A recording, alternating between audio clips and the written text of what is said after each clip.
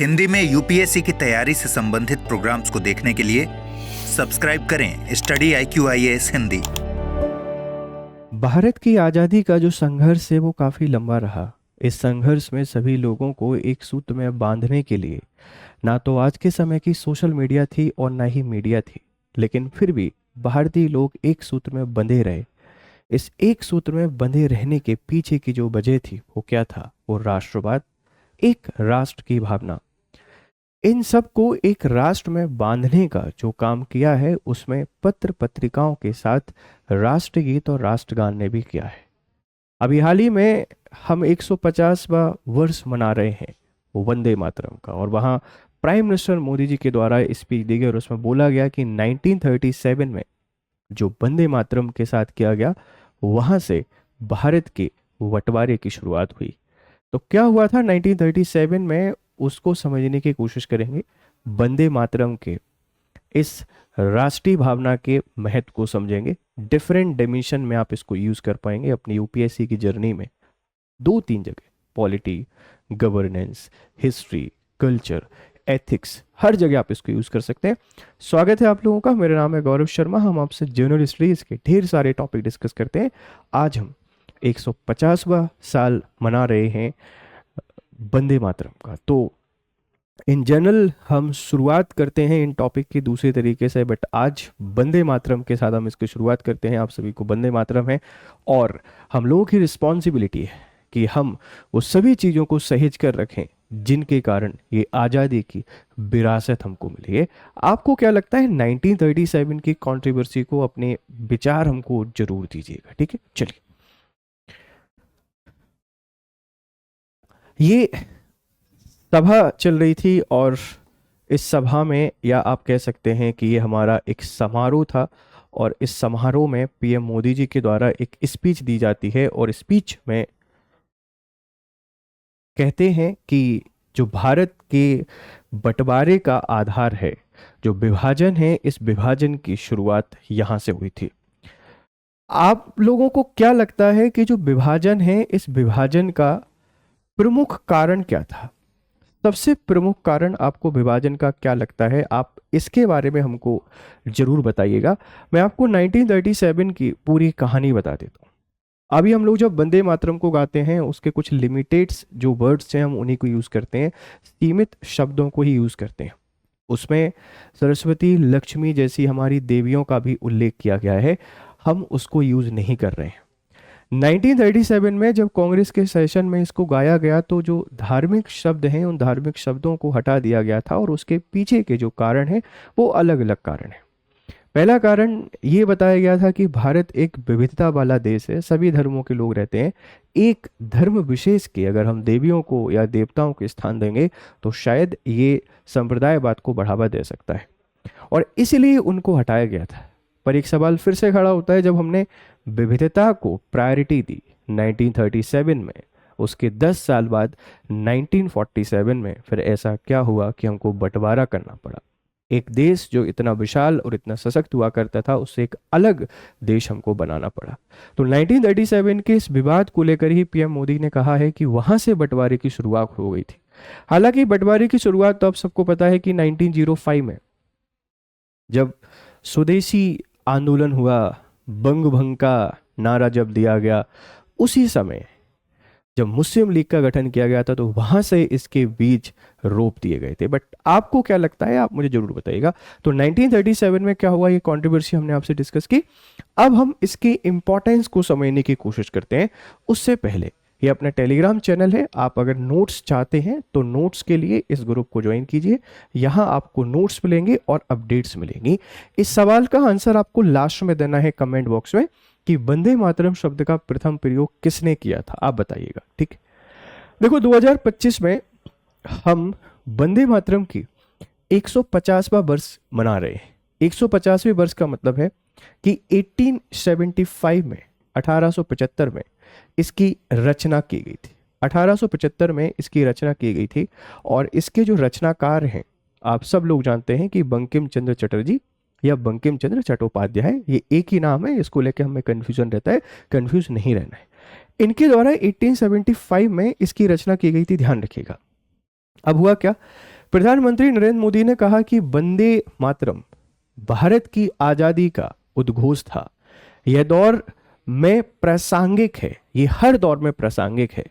जब वंदे मातरम को हम गाते हैं तो हमारा जो रोम रोम है उसमें भारत दिखता है कि हम सब भारतीय हैं, सब चीज़ों को साइड करके, और होना भी चाहिए, ये बहुत जरूरी चीज़ है, आप इस बात को ध्यान रखिएगा।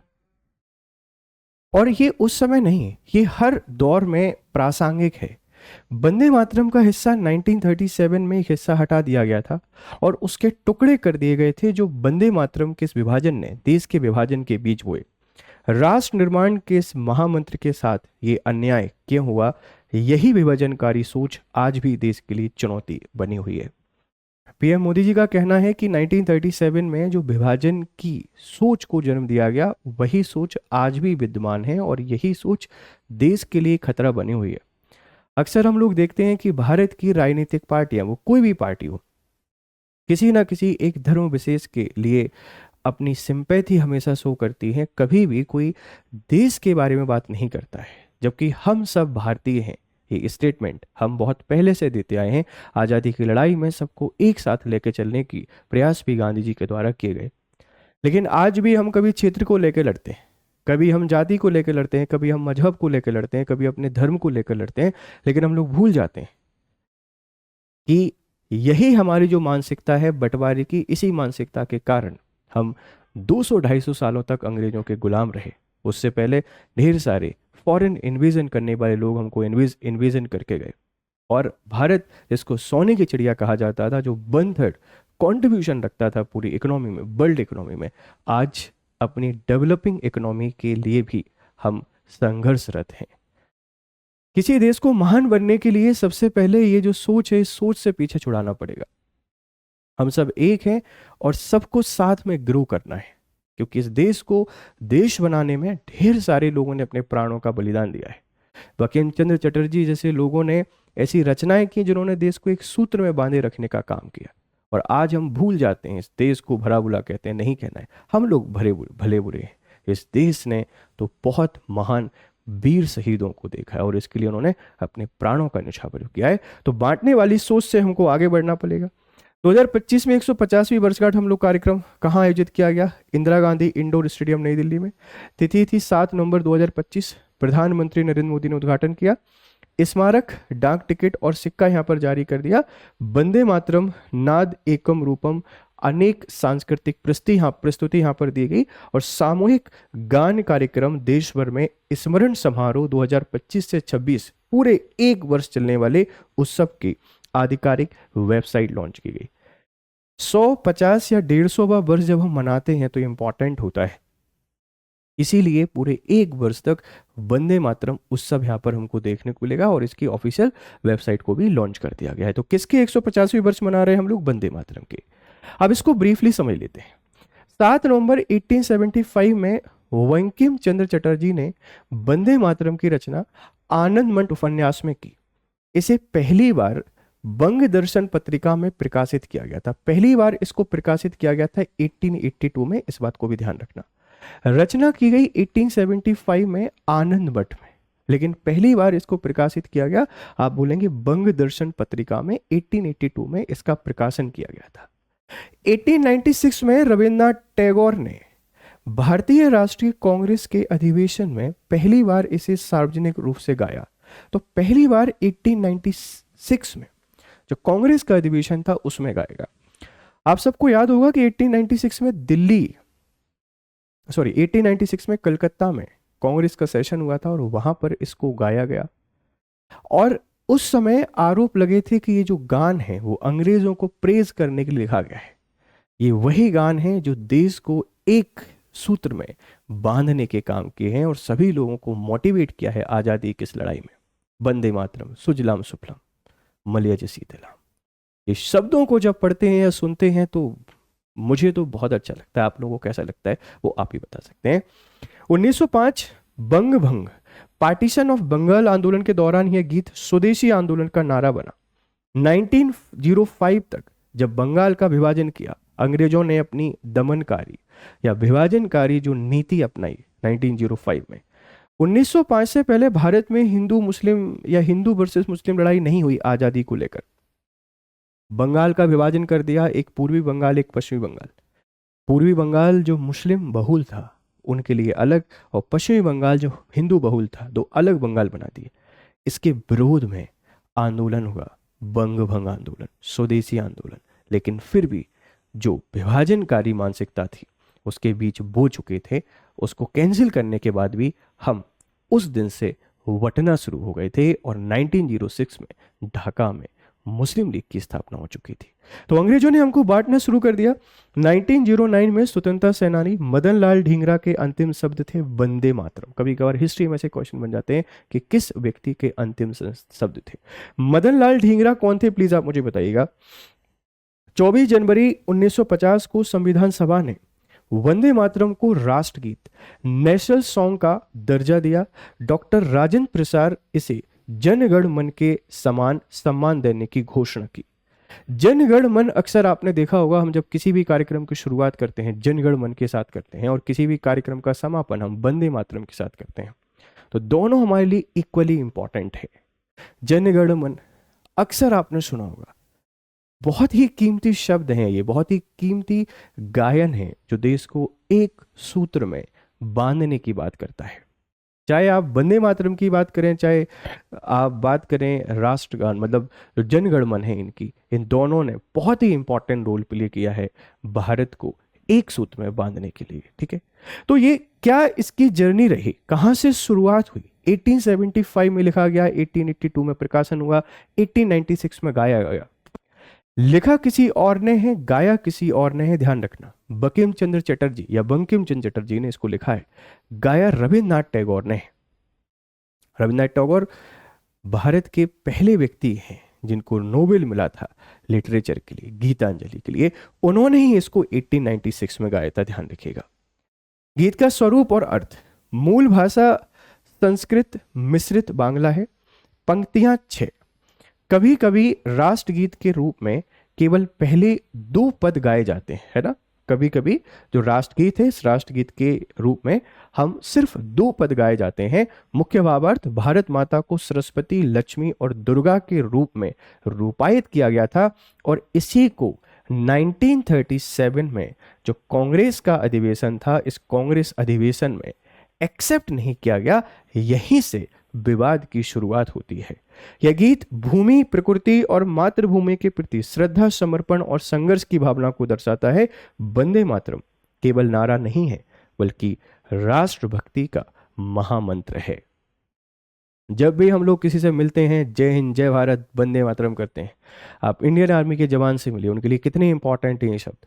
हम भी हमारे इन जर्नल कम्युनिकेशन में इनको यूज कर सकते हैं, क्यों नहीं कर सकते? Good morning, how are you all, हम यूज करते हैं। हम यहाँ से भी शुरू कर सकते हैं, जय हिंद। हम खत्म कर सकते हैं Vande Mataram to all. But हम अपने आप को प्रिमिटिव समझने लगेंगे, लोग हमको प्रिमिटिव बोलेंगे, यार ये क्या बातें कर रहे हैं। इस माइंडसेट से हमको बाहर निकलना पड़ेगा, और हमको सम्मान करना पड़ेगा अपने इस राष्ट्र का, एक महान राष्ट्र का, जिसको बनाए रखने में ढेर सारे लोगों ने अपने प्राणों का बलिदान दिया है। ये इस गीत का स्वरूप और भावार्थ है। स्वतंत्रता संग्राम में आपसे कोई भूमिका पूछेगा तो यह राष्ट्रीय एकता और स्वतंत्रता का प्रतीक बना। ब्रिटिश शासन ने स्कूलों, कॉलेजों और सभाओं में इसे गाने पर प्रतिबंध लगाया। रंगपुर 1905 में छात्रों पर 5 रुपए का जुर्माना लगा क्योंकि उन्होंने वंदे मातरम गाया। ये जो गायन है, ये एकता का प्रतीक बना, सभी लोगों को एक किया, और इसी एकता ने हमको स्वतंत्रता दिलाई है। तो एकता के प्रतीक के तौर पर, स्वाभिमान के प्रतीक के तौर पर आज़ादी की लड़ाई में इंपॉर्टेंट रोल प्ले किया। लाला लाजपत राय, अरविंदो घोष, सुभाष चंद्र बोस, बाल गंगाधर तिलक आदि ने इसे स्वतंत्रता संग्राम की प्रेरणा का स्रोत मानते हैं। क्योंकि पहले ऐसा मीडिया नहीं चलता था, सोशल मीडिया नहीं चलती थी, न्यूज़पेपर नहीं चलते थे। क्या है, यही है, और इसीलिए इंपॉर्टेंट या क्रूशियल रोल प्ले किया है। तो आज़ादी में क्या भूमिका रही, आप इसको ऐसे बता देंगे। प्रधानमंत्री नरेंद्र मोदी की भाषण के प्रमुख बिंदु क्या है? वंदे मातरम का महत्व उन्होंने बताया है कि वंदे मातरम एक शब्द नहीं है, एक मंत्र है, एक ऊर्जा है, एक संकल्प है। यहाँ पर एथिक्स में सवाल बन सकता है, या ऐसे में सवाल बन सकता है, तो इसको थोड़ा सा आप पढ़ के जाइएगा। मतलब इस लेक्चर को सुन के जाएंगे तो आपको काफी हेल्प मिल जाएगी। आध्यात्मिक दृष्टि की बात करें तो भारत माता सरस्वती, लक्ष्मी और दुर्गा है।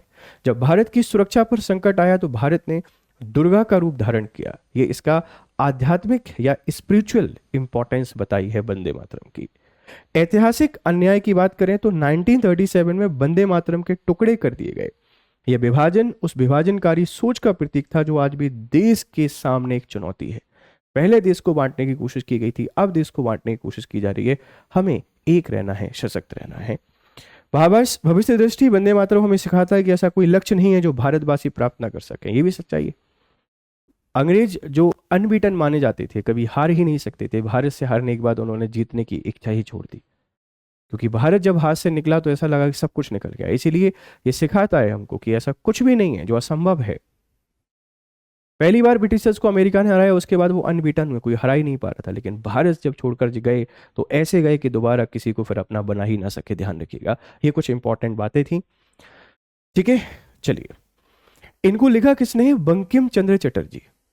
27 जून 1838 नेहाटी बंगाल में जन्म हुआ। 8 अप्रैल 1894 कलकत्ता में डेथ हुई। पेशा लेखक, कवि, उपन्यासकार, निबंधकार, शिक्षा कलकत्ता यूनिवर्सिटी से। प्रमुख रचनाएं हैं आनंद मठ, दुर्गेश नंदरी, पहला बांग्ला उपन्यास, कपाल कुंडला, विष वृक्ष, कृष्णा कांतर बिल, देवी चौधरानी। कई सारी किताबें इन्होंने लिखी है। तो बंकिम चंद्र चटर्जी को ट्रिब्यूट है, सम्मान है, रिस्पेक्ट है। इतना शानदार जो लेखन है, इसके लिए जो देश को एक सूत्र में बांधने का काम करता है, ये बंकिम चंद्र चटर्जी है। अब देखो, कुछ इस तरीके से आपको देखने को मिल जाता है। जब भी आप लोग गाते हैं वंदे मातरम, सुजलाम सुफलाम मलयज शीतलाम शस्य श्यामलाम मातरम वंदे मातरम, शुभ ज्योतिष्ना पुलकित यामिनीम पुल्य कुष्मति द्रुमदल शोभिनीम सुहासिनी सुमधुर भाषिणीम सुखदाम बरदाम मातरम वंदे मातरम। हम जनरली इस तरीके से इसको गाते हैं। आगे आपको बहुत सारी चीजें, बहुत सारी लाइन इसमें देखने को मिल जाएंगी। इन जनरल शॉर्ट में इतना ही गाया जाता है। अच्छा, एक बात मुझे बताइएगा, वंदे मातरम को गाने में कितना समय लगता है? ये बहुत सिंपल सा सवाल है। आपने सुना होगा कि जन गण मन को गाने में कितना समय, वंदे मातरम गाने में कितना समय, दोनों को गाने में आपने समय बताना है।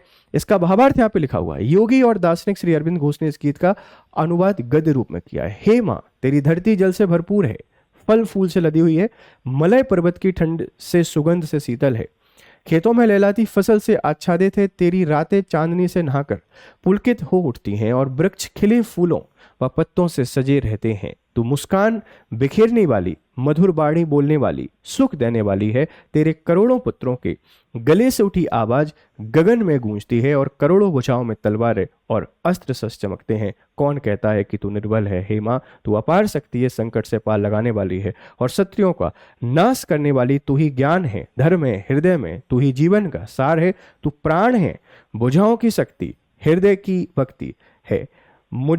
हम तुझसे ही पूछते हैं हे माँ, तू ही 10 अस्त्र शस्त्र धारण करने वाली माँ दुर्गा है। कमल के समान विराजमान माँ लक्ष्मी है, तू माँ सरस्वती है। निर्बल माँ, मैं तुझे प्रमाण करता हूं। देखो, यहाँ सारी बातें आपको देखने को मिल जाएंगी। संस्कृत है, इसका हिंदी रूपांतरण हमने आपको बता दिया है। पढ़ने में जब इतना अच्छा लगता है तो सोचिए उस समय कितना अच्छा लगता होगा आजादी की लड़ाई में इसको गाना, इसको गुनगुनाना। ये ऐतिहासिक वर्ष हम लोग सेलिब्रेट कर रहे हैं और मेरी तरफ से आप सभी लोगों को वंदे मातरम। सफल हों और अधिकारी बने और फिर वंदे मातरम, जनगण मन, सबका आप गान करें और बहुत बढ़िया तरीके से अपने सपनों को पूरा करें। अगर आपको पीडीएफ चाहिए तो इस टेलीग्राम को ज्वाइन कीजिए। फिर आपसे मिलते हैं और जो क्वेश्चन दिया था शुरुआत में उसका आंसर हमको जरूर दें। तब तक खुश रहें, मस्त रहें। Have nice day, good day. Hindi में यूपीएससी की तैयारी से संबंधित प्रोग्राम्स को देखने के लिए सब्सक्राइब करें स्टडी IQ IAS हिंदी।